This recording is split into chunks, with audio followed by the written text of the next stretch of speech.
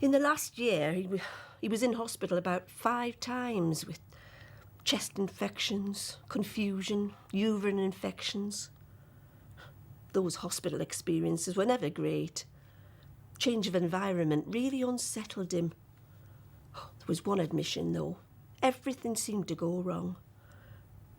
I'd had a phone call from the home. They'd called the GP, but it was after 5, so his own surgery was closed. So the doctor and call arranged for him to be admitted to hospital. And he'd gone in an ambulance, but nobody knew which hospital. I had to phone 3 local hospitals to inquire.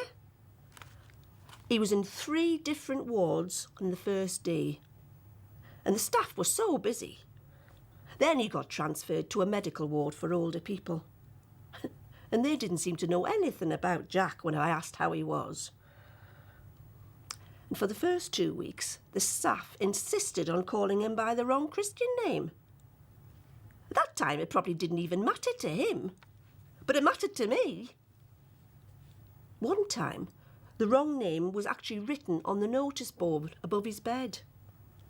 So I scribbled it out and I changed it.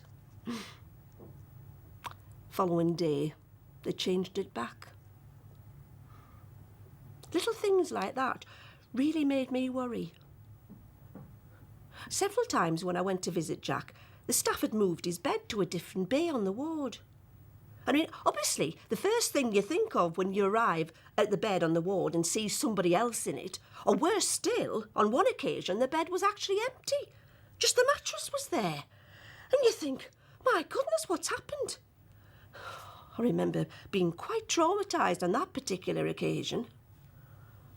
Oh, and there was another awful moment when I phoned up to ask how Jack was, and the nurse stopped and she said, "Oh, hold on a minute." And she walked away, leaving me waiting on the phone. And then she came back and she said, "I need to check one thing with you. Is it right your husband was donating his brain tissue when he dies?" Oh, at this moment I just froze. And I said, "What are you saying? Is my husband dying?" And she said, "Oh, no, sorry, it's just there was something in his medical notes that your husband had actually agreed to donate his brain tissue upon his death because he's part of a drug trial."